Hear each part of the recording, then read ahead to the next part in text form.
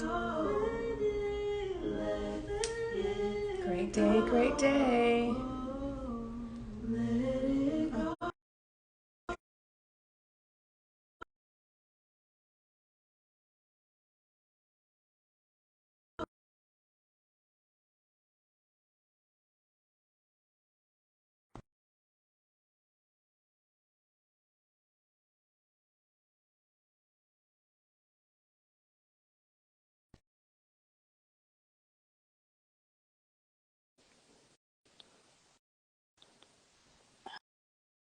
Let's see. Good evening, good evening. Hello. Hi. Let me just kind of clear up. I was guided to use our brow chakra, our third eye today.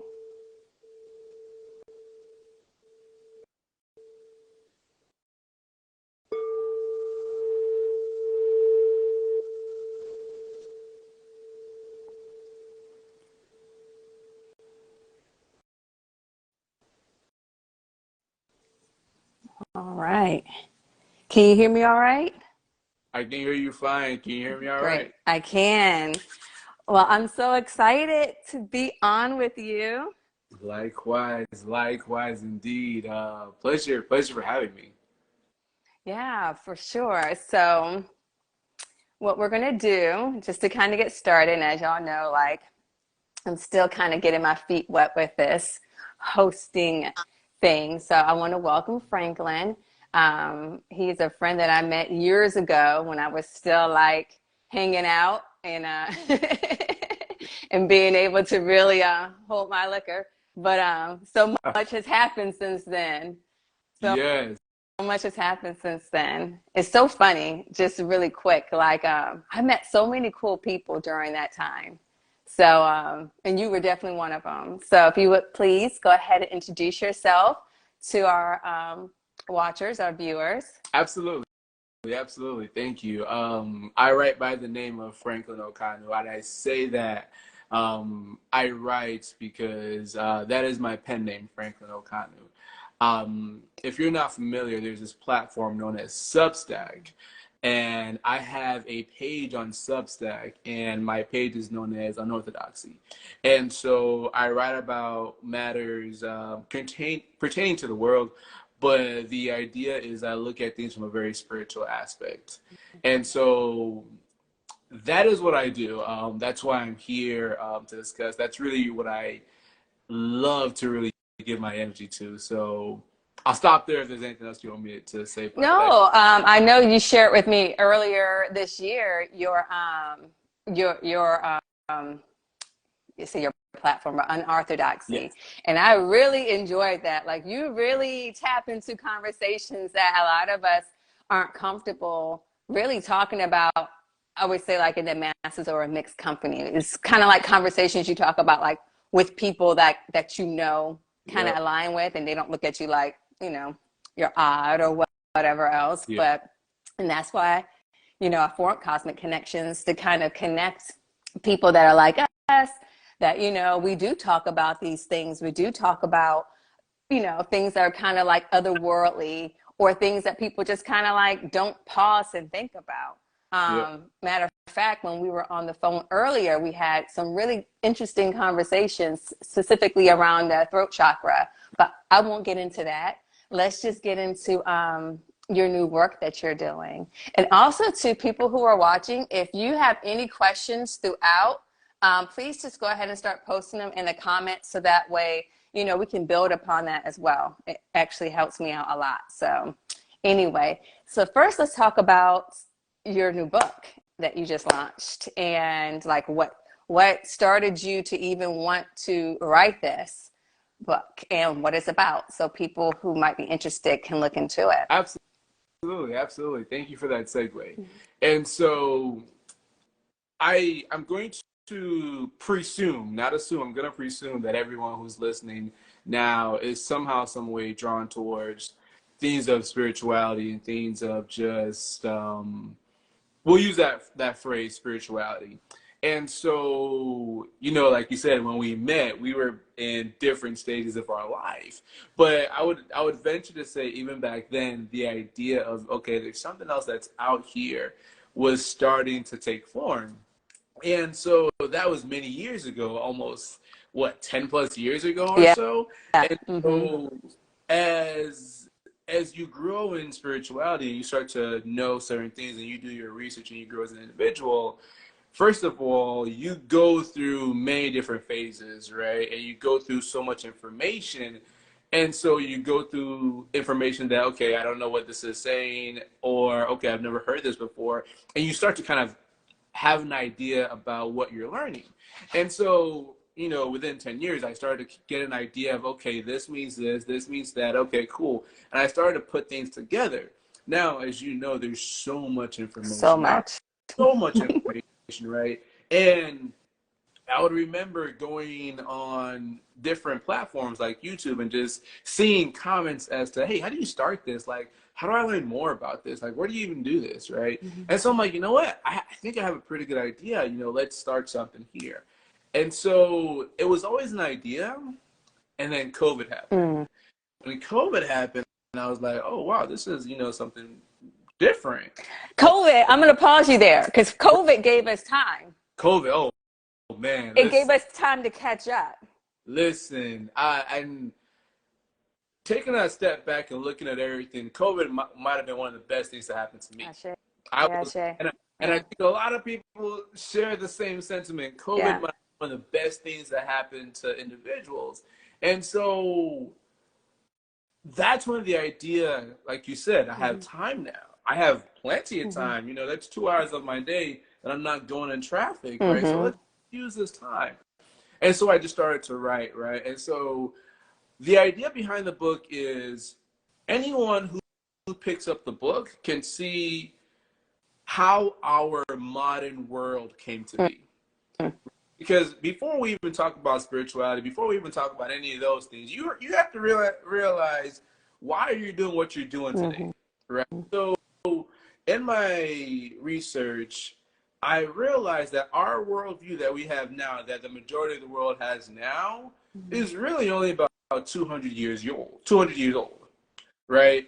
And I say that because when you look at, you know, history from like the 1500s and you see certain countries and how they move, things really start to take place, you know, around 200 years ago. And so from 200 years on, you can see how our modern world in the year 2023 is literally only 200 years old. May I pause you there? Of course. Would you say that shift happened due to capitalism? Absolutely. Okay. Yes. Okay. Yes. I talk about okay. it, right? And so I'll try to phrase the book and give the chapters as to, you know, why I write. Well, don't give too much because you want us to you want us to, you know, everyone to get the book. Of course. I start off the book with electricity, right? Right now we're having a phone call, or we're having a FaceTime call, you could say, on IG Live. We're using technology, but what is this thing called technology? And like, you know, what is it? How did it come about? So, you know, I first kind of show the reader, okay, hey, back in the 1800s, this technology was a pretty big deal. Like, and before technology came, we had electricity. And I use that because you have to realize there's a lot of things that we have now that we just don't think about that had a very somewhat spiritual essence to this. Now think about it. We don't create electricity necessarily. It's around us. We just harness electricity. Now you can have that conversation and have a totally spiritual conversation about that. But what happens is, okay, society starts to use electricity. And like you mentioned, capitalism. There's a chapter in my book I call billionaires, right? You know, around this time, you have the very first billionaire, John D. Rockefeller, come on the scene. And I don't think people understand, because I don't think people have paid attention. But in the 1800s, if I have $1 billion, I can literally shape the world as Absolutely. I Absolutely. have the power of countries in my hands. And now you have 2 billionaires, you've got 5 billionaires, And I show how what we do today, our very education, like our society is literally built off of this capitalism mindset. And so the idea is once the reader gets it, and I talk about evolution, I talk about science, I talk about all this stuff, you kind of see, oh, that's how we got here. That's why our under this. That's why this is that. And so, yes, that's exactly how we got here. Now let's look at how the world was before all this. And when you do that, you realize this was a very spiritual world that everyone just kind of knew where they were. Yep. And so I kind of end the book with, well, how do we get that back in today? So, yeah. I will say, I do feel like, I mean, think about what we're doing now and then just, you know, not hoarding our information anymore. We're sharing it, and we're able to share it. And like you said, using technology, we're able to share it in many modalities at this point now. Like, it doesn't have to be just, you know, our local community or our own like small family. We can share this information. It's a series. Have you watched this series? It's on Paramount. It's called, it's a prequel to Yellowstone, which I haven't watched, but 1883. It's just like a little mini series. I think it's like 8 or 10 episodes. If anyone else has seen this one, give me a little whatever, so I know I'm not the only one watching this. But it's very good. Like, I really enjoyed it. I love watching like period pieces and whatnot. However, one of the things that really struck out to me in this series is that they were going west, you know, doing the Oregon Trail, you know, just to kind of like get away from this capitalistic society that was kind of forming in the United States. As Joe, of course, Joe, but watch that. She's a fellow Pisces as well. But it's so good. Like, I really enjoyed it. And the main character, her idea of freedom. And, you know, I was just really watching this character and I'm thinking like, wow. And that just kind of piggybacks on what you're talking about, like how we're living now, this whole model we're living now. It wasn't like this, you know, 150, 200 years ago, which, you know, we're not going to get deeper into that, you know, that part of it, but just a way of life, you know, and going back to nature, and why that was taken away. You know, I say taken away, we're distracted from that. Exactly. You know, there's a lot of things that distract us from source and distract us to our purpose, you know, and that's intentional. I do believe that's intentional. Yes. And just kind of going back to what we said earlier, the pandemic, it gave us a reason to pause and to really allow all this information that we've been ingesting to process, you know, just like back in the day, like, you know, which we talked about earlier, we were both raised Pentecostal. Yep. I mean, when you're talking about religions, like that's on a whole nother type of spectrum. But I agree with what you said earlier, because of that religion and because you see you see a lot in Pentecostal churches, it gives you the ability to believe in all possibilities, if that makes sense. Okay. It makes 100% sense. And I can almost expound upon that and use my journey in a sense, right? And so, as I mentioned, Pentecostal, I'll add this, right? Nigerian Pentecostal. Okay. Whole different ballgame, because in Nigeria you have, you know, you're either Christian or you're Muslim or you're voodoo worship, right? Those are like 3 things, right?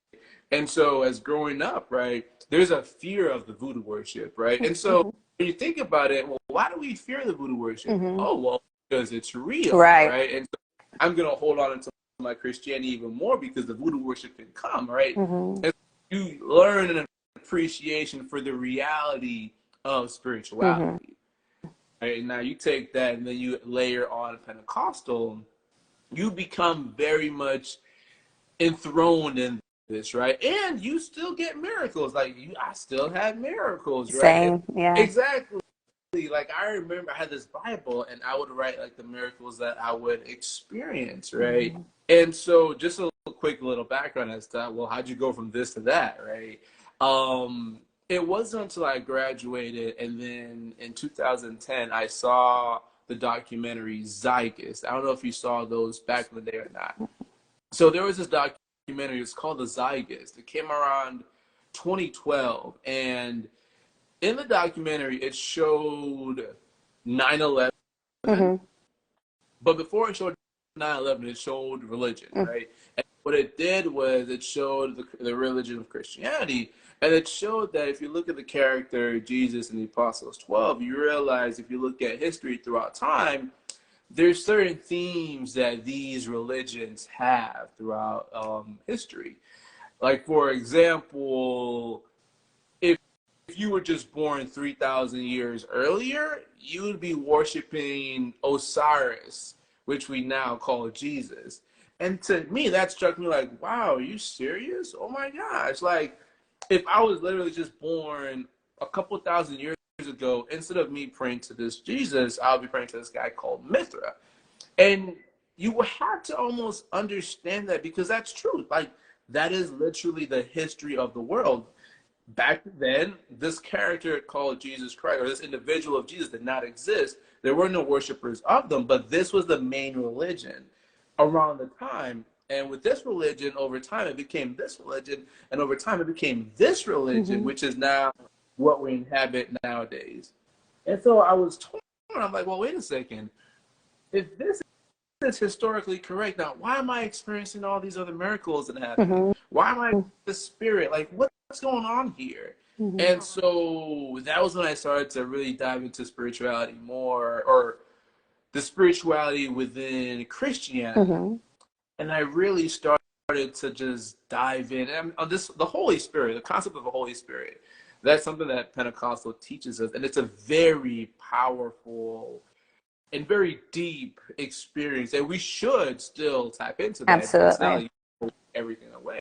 Why is that spirit there? What is that spirit teaching you, right? That spirit of truth. You have to know the truth about this faith, right? And when you look at this faith, you realize there is a politics behind this faith. This Bible did disappear for 600 years. This was used to weaponize. There's a lot of things that, like, is this really, or was this added? I don't know. So you can't blindly accept it. And so when I started to separate the politics from the religion, I started to really experience spirituality more. And I would almost say I've even experienced more miracles since I'm now more in tune with what the divine is and the experience of the divine versus back then to when I was only getting, like, let's say 20% because religion was holding the other back and religion was doing this mindset. So yeah, absolutely. I mean, yeah, which, you know, we've talked about, I'm pretty sure I talked about in this too. It's just, you know, a lot of times we think like, you know, we have to go through someone else to have that connection with God.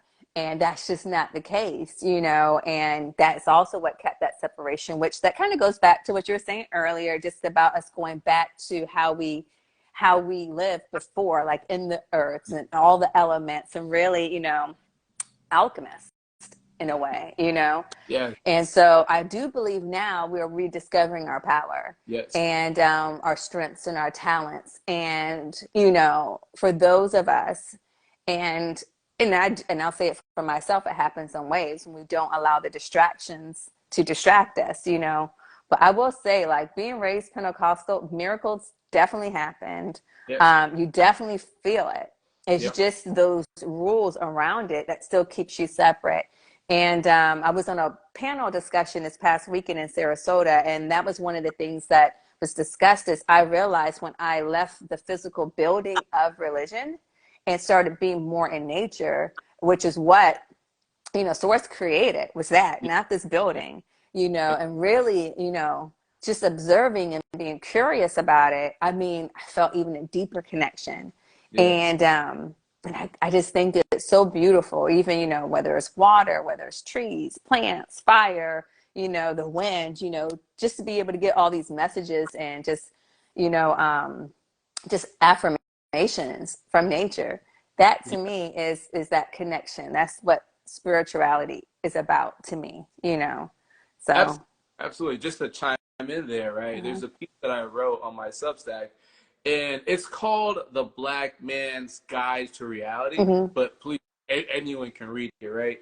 But the idea is, there was an interview, and so I took notes on the interview, and so I'm adding my commentary on it. And so In the interview, you have a Christian, and then you also have someone who kind of has a similar journey as us, right? You Mm-hmm. know, was raised Christian, but when you question and you look into it with the historical facts, you just have to come to terms with that. Mm-hmm. And so the idea that's asked is, well, wait a second, where was God before the Bible? Mm-hmm. Are we now saying that God did not speak, especially to the Africans, before Christianity came? Are you saying that he didn't speak in the wind? Are you saying he didn't speak Right. in the water? Are you saying he didn't speak with what he created? Are you saying it's only Right. this? Only in the past 2,000 years, but the other millions of years that Homo sapiens have existed on this earth, there was no Yeah, connection, and that's just not realistic. It's just not logical. exactly. And that's where you have to, because if you stay in this box, right, Mm-hmm. you don't even open yourself to that reality. And you're just like, well, no, that's not right. And to be fair, I was in that box at one point. I was Yeah, too. yeah. And it I was was like, too. it's so funny. Like, I remember the first time someone tried to challenge the faith, I was like, no, man, fuck you, yada, yada, yada, yada, yada, yada. And this was on Twitter back in the day. And I remember, I remember when I woke up, I was like, oh my gosh, yo, this guy was trying to show this to me, and I just went off on him like, yo, I've got to find him and apologize. I reached out to him like 2 years later, like, hey, listen, I don't know if you remember me, but listen, we had that big fight on Twitter, and I called you all kinds of stuff. But dude, you were right. And he's like, hey, man, don't worry about it. It happens all the time, right? All right, I got to ask Cool. you this. I got to ask you the year this happened, because there's another guy that I'm going to have on, a friend that I met around that time. Yeah. He did the same thing to me, which is so funny now. And when he popped back up in social media, he saw just my growth, and he Yep. commented, like, oh, I'd love to see. And I had to reach out to him and apologize, but also thank him, because if it wasn't for him sending me this stuff, I wasn't ready to see yet, Yep. but it still piqued my Yeah. interest. So I was still like, what is he talking about? And go and Google and go and research it. So that also kind of helped me on this journey. Just start asking more questions outside of this box that was kind of created for us out of safety, and just out of fear. Let's just be honest. These boxes are created out of fear, the unknown. And everybody does it. There's nothing wrong. It's just we realize we don't have to stay there. But that's funny you did that, because I had to do the same thing. So what year? Do you remember what year this was that he started, and then what year you had to reach back out? Got you. It started 2011 because 2011, this was before I saw the Zygus. So this was like, no, actually, this was 2010. Okay. 2010. Okay. I saw Zygus 2012. I became more aware 2013, 14. So I probably reached out to him in 14, 15. Okay. About 5 years now. Like 5 years since I reached out. And I actually had to reach out to someone else that I knew who was a mutual friend. And I was like, yo, is this still this guy's IG? Like, can I still reach out to him? She's like, yeah, that's still him. So I reached out to him like literally 4 or 5 years later. I said, hey, listen, man, I don't know if you remember me. We had a spat, listen, I just want to say you were right, Yeah. friend town, I'll show you some hospitality, but listen, I appreciate it. So yeah, that was the time frame I was working with.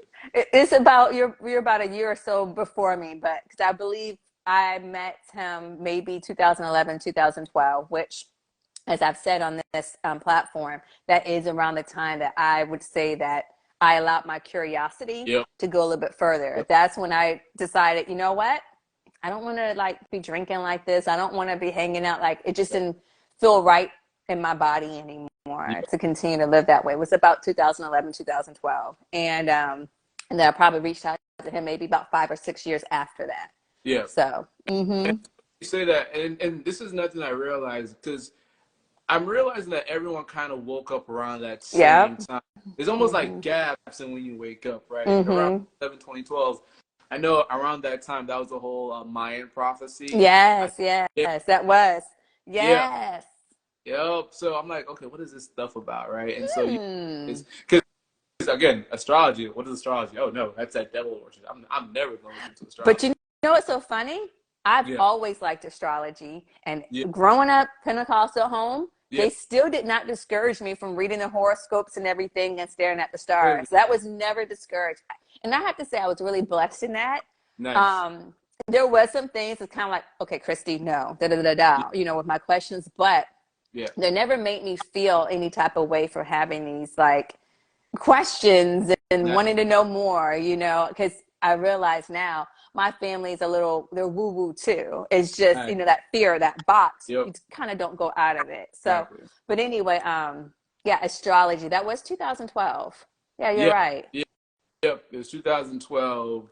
And I just became just open to the world, right? And it you said it best. The fear is the number one captivator, right? It Mm-hmm. literally will hold you back. I remember the first night, like I'm like, yo, I think I'm being led in the right direction. Mm-hmm. You know what? I'm gonna go to sleep. If I wake up the next day, then I guess I'm gonna keep on following this, right? Think about Wow. how big of a thought that is. Like, Right.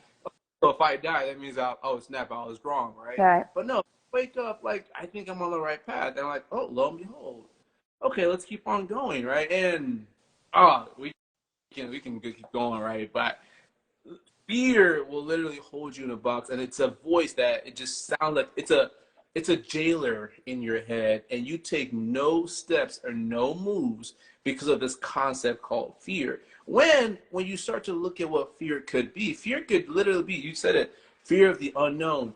That just means you have no idea what it is. Mm-hmm. Out there, find out what it is, right? If it's right, it's right. If it's wrong, it's wrong. At least now you know. Right. So yeah, no, that's that. So I'm going to go back Okay. because let's talk about the Mayan calendar ending in 2012. Yeah. I can't remember exactly like what was around that, but I almost wonder if because so many people around that time did kind of wake up or answer the call or follow their curiosity, I almost wonder if just they were right because that part, you know, is not dead but gone, is obsolete, and Yeah. now this whole nother like, can you kind of explain what I think I'm trying to say? Yeah, absolutely, absolutely. I can, and I'll tie it to 2020 as well. Okay. So one of the things that I'm realizing with spirituality is that a lot of things are necessarily shouldn't be taken as literal, but you need to look at it metaphorically or spiritually. And sorry if you hear my dog; he's snoring right there. It's all Um, right. so I looked into it. I'm going off of memory here, right? But the idea was that, hey, listen, the old or the time period will end in 2012. Mm-hmm. Like there'll be a ending of whatever time period it was. And so I forget the time period that was ending, but I believe the time period that was beginning in 2012, this new age was the age of Aquarius, Mm-hmm. right? And so what was being spun to the public was that, okay, the world is going to end in 2012. Here's a countdown for 2012. All this stuff, like similar to like Y2K, like the world is going to end this time, right? So Mm-hmm. no one's looking at, well, what does it mean the age will come to an end and the new age will begin? And so the idea was, okay, hey, well, the old age will end and the new age of Aquarius will begin. And the idea is that Aquarius is the water bringer, and essentially water will be brought. You know, some people say that's information. Information will be brought. That which was hidden will now be brought out, right? Mm-hmm. For me, I mean, I've been hidden away from this information all throughout my entire life. All of a sudden, 2012, oh, wow, I'm now open to see this information, right? Mm-hmm. So the fact that a lot of individuals were awoken around that time makes me realize, okay, this is kind of what it was saying. There's information now that's actually going to be revealed. And then I'll use 2020. So now that I'm aware of, okay, this is what these signs kind of mean, right? They kind of mean something else. I remember to this day, 2019, I'm looking at 2020. I'm excited. Oh my gosh, 2020 is about to be lit because 2020, from what I was seeing, was supposed to be the year of sovereignty. Mm-hmm. And I don't know if you remember this or not, but in 2019, everyone was looking at the calendar for 2020 because I think like all the holidays were on like Saturdays or Fridays. Christmas was on this day. We were gonna have like so much like 4-day weekends. Yo, 2020 was supposed to be like the best year ever. So I'm over here like, yo, I'm ready for it. I'm gonna do this. I'm gonna do that. I'm ready for it. Bam. Womp womp. yo, what the fuck? Like, what the fuck? But then take a step Yes. back. What did we just say like 30 minutes ago? COVID was the best thing that happened to me. Yeah, yeah. Now, take a step back. I'm like, you know what? Thanks to 2020, I did take my step towards sovereignty. Yeah. I got a book that's coming out. I've got this that's coming out. I have put myself in a better situation now than back then. So if everyone is saying, or if a lot of people are saying COVID was the best thing that happened to them, are we again seeing the signs of sovereignty being woken up in the people? And so it's like, okay, these are what the signs are saying, and you have to see how it's actually going to manifest in the material world. And so those are kind of my instances with just both of those scenarios from like 2012 and then also recently with COVID as well. With 2020, okay. And I believe the age of Aquarius, switching from Pisces to Aquarius, right? That was what, 2020, 2021? No, I think that was 20. If I remember right, that was 2012 onward. Okay. Yeah, that was 2012 onward. And these cycles, I think going off memory here, it has to do with like equinoxes and whatnot. I'm probably using the wrong terminology, but these cycles last like every 2,500 years or so. Right? Yeah, So, they're very long because I feel like it was like 2,000 years is how we were in, or something like this. I think it was 2,000 years that we were in age of Pisces. So I am going to ask you guys if you have any questions to start putting them in now. We did have one earlier where they asked where they can read your articles, find your book, how do they join Substack. So if you want to just kind of maybe give a little bit more information on that. Absolutely. Really quick. Absolutely, yeah. So if you just go to my bio or go to my page on Instagram, the link is in my bio. I'm not gonna say how to spell it because it's a really long name. But yeah, but it's in the description too. Thank you. And then feel free to subscribe. And the way you subscribe is free. Just put your email address, and whenever I release an article, it comes right into your inbox. I just revamped my page, and so I want to be able to at least put an article out at least 2 to 3 times a week, right? Whatever. Oh, wow. Yeah.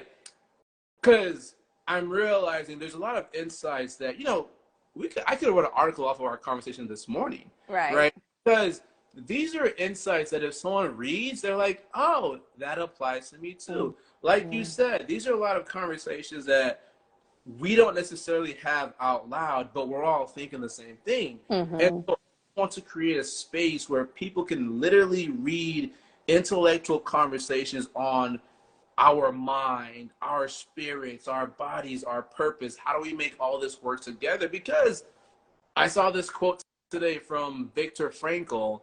I forget who Viktor Frankl is, but I saw the quote from him, right? The idea that in his quote, he says, if man does not live up to his potential, he doesn't stay stagnant. All that potential energy in him that is not being used starts to deteriorate him. And so if we're in this world right now, which is being engineered towards one specific way, which isn't for our betterment, all that potential that we have, if we're not using it, it's going to tear us out one way or another. And so we need to start evaluating these aspects and having conversations. And it's not just mental health. It's spiritual health. Absolutely. Spiritual health. Yeah. Spiritual health, right? Yeah. And so. Because, go ahead. Sorry. No, I was just going to say it's spiritual health. And it's almost like spiritual health then feeds into your mental health, which then feeds into your physical health. But that's the kind of content that I write about. And yeah. But I do believe in that tier system as well, because if you're spiritually healed and nourished, and there are different ways you can do that through, yoga, being outside, sound healing, what we eat, what we consume, even like, with our eyes and our ears and whatnot, that matters. And if it's not something that's on the right frequency, it can mess with your brain, your mind, for sure. It can put you, it's just like, some music, and I talk about this when I do my sound healing things, like some music can make you feel good, upbeat. Some of it can just make you feel like rageful and mad or sad. Like, anyway, some of this stuff that, I don't really listen to a lot of new secular music now. I just don't, because I started paying attention to how it felt in my body, and it felt very icky. And so, it really does make a difference. And the more inquisitive you are about yourself and about your environment around you, it's a lot of information, and it can seem like it's like, overwhelming, but it's so freeing at the same time too, Yes. Yes. So It's funny because, what we're doing right now, we're having conversations about deeper stuff. People don't do them. People don't have it, yeah. right? It's Mm-hmm. sit there and take the time to learn about all this stuff, right? People always say, oh my gosh, like, don't you get tired of asking all the questions? Don't you get tired of this? And it's like, no, you don't, right? Because you're learning so much, but it's not learning like we've been taught to learn in school. Mm-hmm. It's that just make your experience of reality much more better to live. Like, Right. think of, and you're in the right mindset. And even if you're not in the right mindset, you know how to get yourself in the right mindset. Mm-hmm. Like, much to life. Like I like, do I have bad days? Sure, I guess. But when you take a step back and like, okay, what did I learn today? Mm-hmm. Like, oh, okay. And then you realize when stuff happens further down the line, you don't react the way you used to react. You react better. And it's like, well, I needed to go through that scenario to be where I am now. And so one of the ideas that I like to really reflect on is this experience is here for us to learn something from. Mm-hmm. This entire journey of life is supposed to teach us something from A to Z. Your past to where you are now determines where you're going. But if you don't see that meaning, you're just walking around blind, and that's the worst thing that can happen to a human soul in this existence. Yeah. Because you're just existing, kind of, and that's not why we're not here to just exist. We're here to really enjoy living life. Yeah, there's a Edgar Allan Poe. Does that sound familiar? Yeah. Mm-hmm. Yeah, there's a quote that he wrote that I read every day. The soul was not meant to creep or crawl. Soul was meant to soar. You are I like that. To creep or think you're not meant to creep or crawl, but how many of us creep and crawl every single day? Yeah. We have a spiritual crisis on our hands. And I think what I are doing right now, we're doing the Lord's work, right? Yeah. We're literally trying to bring people to true spirituality, not this diluted spirituality that has torn people apart or essentially turned people away from just the true divine. Right. Because it's like, okay, yeah, I'm not even gonna say that, but it's like, yeah, you're fighting for your religion so much so that you're hurting and harming people. That doesn't make sense, guys. You know what I mean? Even if we're hurting them with our words, that does not make sense. Yeah. That you feel that, So anyway, yeah. Crazy. You mentioned alchemy, right? Yeah. Mm-hmm. One of the things I realized that, and I'll assume that you're familiar with alchemists, the medieval alchemists of the 1700s, 1600s, right? Wait, are you talking about the book, The Alchemist? No, you're talking about something else. Yeah. So you read the book, The Alchemist, right? And I loved it. Mm-hmm. So did I. That was, again, one of the things that kind of spurred me on this journey, right? So alchemy is actually a true science. Mm-hmm. Alchemy is actually science before we have our modern chemistry and whatnot. Okay. And I write about this in my Substack because alchemy, what they started to do was they saw how they applied specific properties to the metals, and they realized if I apply this same property mentally, I can do things mentally as well. Like, for example, the ego, right? Mm-hmm. They would describe the ego as this sulfur iron, right? It's red, it's hard, right? It's stuck, just as our egos are. Our egos don't move, our egos don't budge. Well, so how do you chemically break this iron down and free the energy from it? You've got to purify it. You've got to burn it. So the same way with your ego, when you're in that rigid, stuck state, start burning that ego with fires of peace, fires of love, fires of understanding. And what happens is when you take that ego mentally and you burn it down, you free that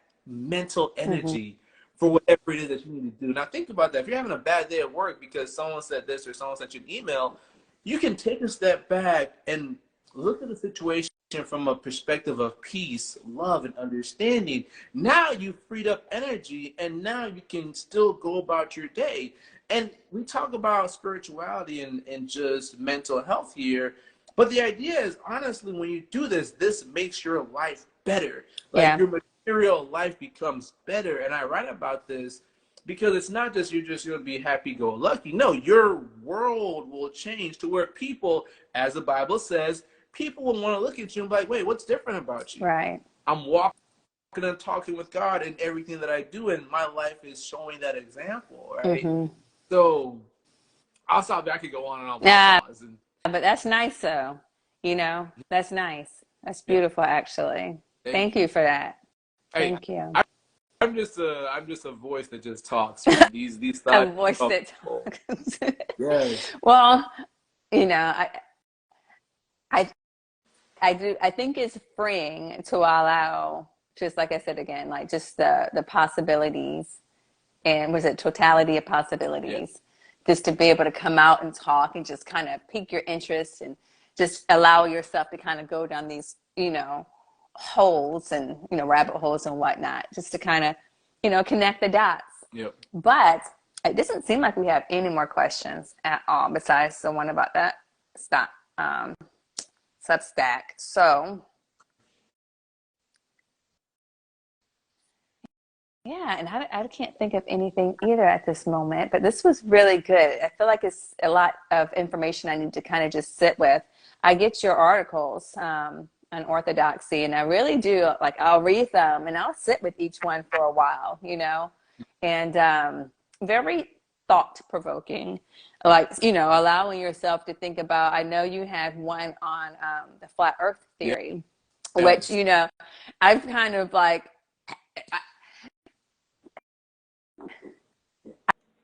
I've read it, I understand it, I don't understand it. But one of the things I've learned on this journey is, which I had to really learn, is just because I don't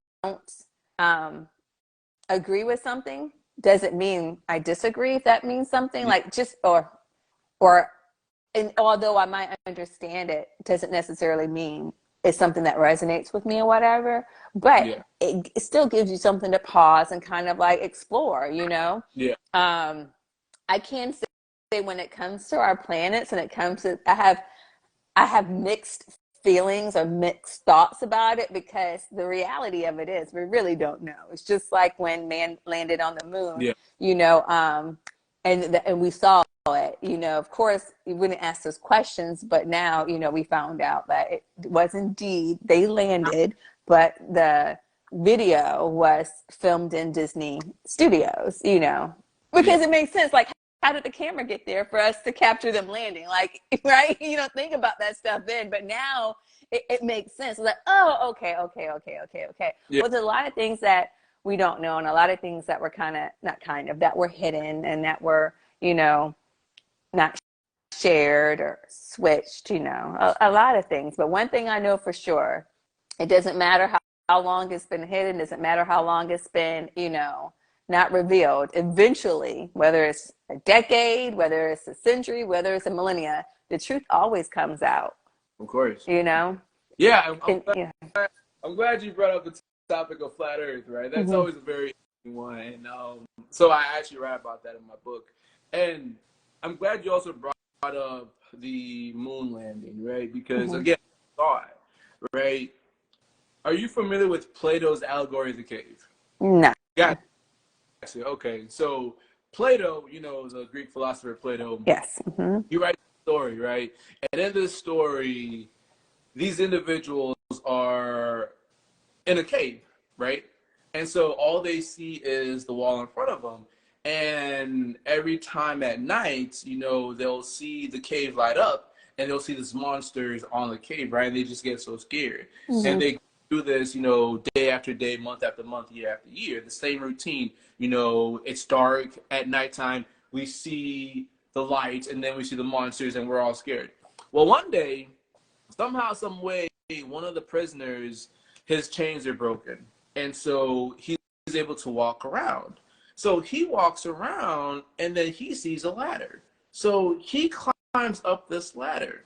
And so as he's climbing up the ladder, he's able to see the prisoners at the bottom. But then what he also sees, he sees the individuals behind the prisoners.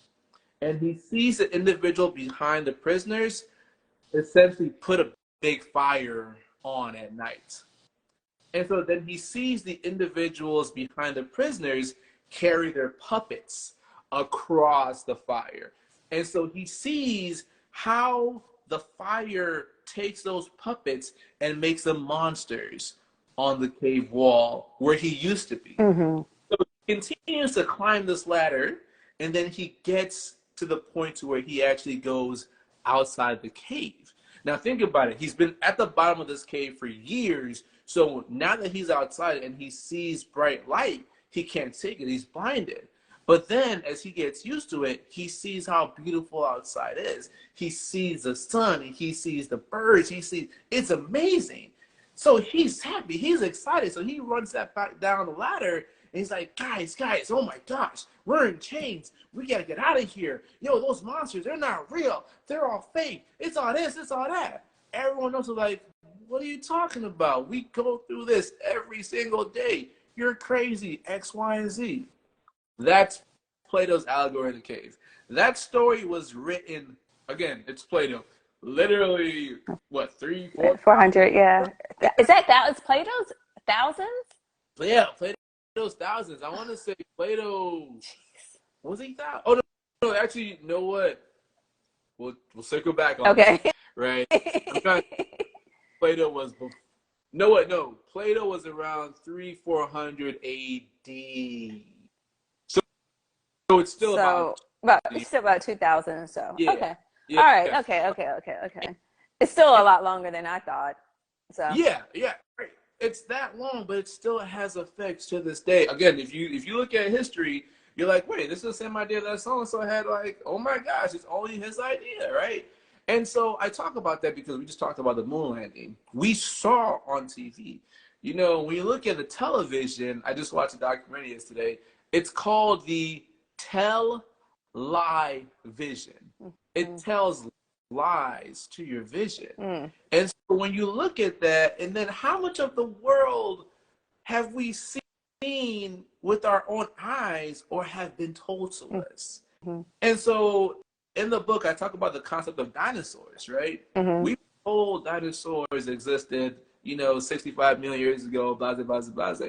But do you know that there's dinosaurs literally cannot exist? It is physically impossible for them to exist. And so what happens is, as you read this, you're like, oh, wait, there's a lot of things that I believe that apparently don't exist, or they just can't be. And so once I've kind of got you used to this, like, for example, evolution. You know that evolution today cannot explain how the eye operates. Like, think about it. If we all evolved, well, how did we go from being blind to see? You just can't. Like, how does the brain do that? How does it know what light is, right?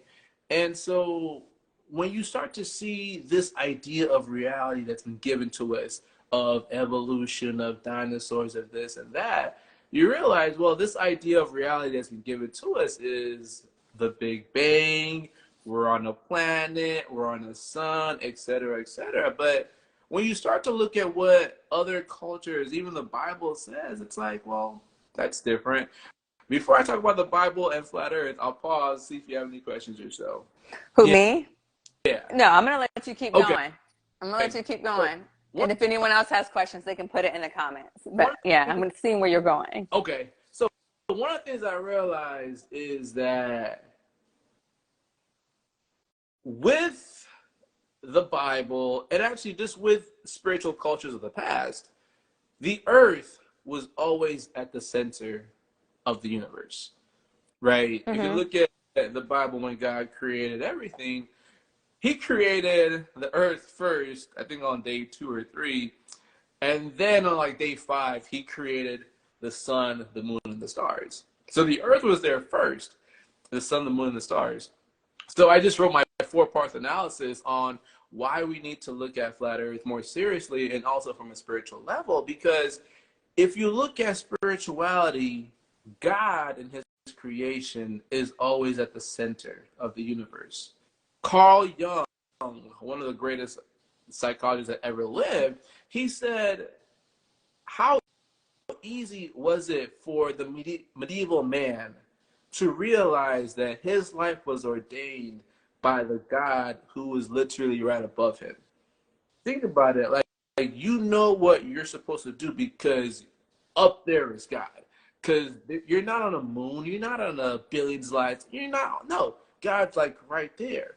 And so what happens is when we have modern science removes God and his creation from the center of the universe and places the sun at the center of the universe.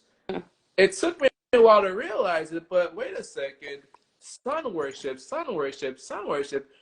Is that not what the worship of Baal was in the Bible? Like sun worship? And so we have a heliocentric model, which is the sun is at the center of the universe, Right.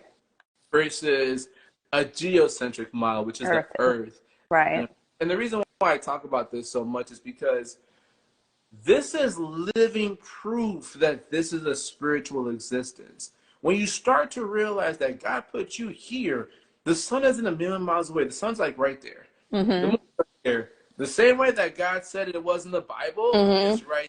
Oh, wow. Wow, that means there's something divine to this nature. And so I need to prioritize the divine and the spiritual first before the material. And that's why I really talk about it, is because if you believe or if you start to accept the idea of this is a spiritual existence, you put the divine first at everything you do. But if you accept that this is a materialistic universe based on what science tells us, material comes first, and then you put spirituality within your material world. So, yeah, that's I break it down in 4 articles, right? So it's you have to see from A to B to C to Z. But the idea is once you get to Z, you're like, I see where he's coming. Yeah, I think I only read the first one. Okay. Which I think we sent out, maybe like 3 weeks ago? I did. Yeah. I did. Yep. Like maybe it was like 3 weeks ago. Yeah. Well, yep. We're going to go ahead and end it there because we're almost at an hour. Okay. And I've enjoyed this conversation. It was nice. Thank you. And it's nice to catch up too. Likewise, indeed. And I really have enjoyed witnessing your growth and along this journey. And I'm excited to see, what else you birth. So again, I will put his information in the playback video, and please follow him on his page. Definitely sign up for his Substack. You get Unorthodoxy. I don't know why I always have to look up when I say that, but definitely join that community. It gives you some insightful things, and kind of if it's a subject that you're interested in, it will pique your interest just to kind of look and do some more research. So thank you so much. I appreciate your time and for you sharing. Of course. Likewise. Listen, we'll chat and we'll go from there. Thank you all for the time and the attention, and looking forward to what happens next. All right. Have a beautiful night. Good night, everyone. Bye, guys.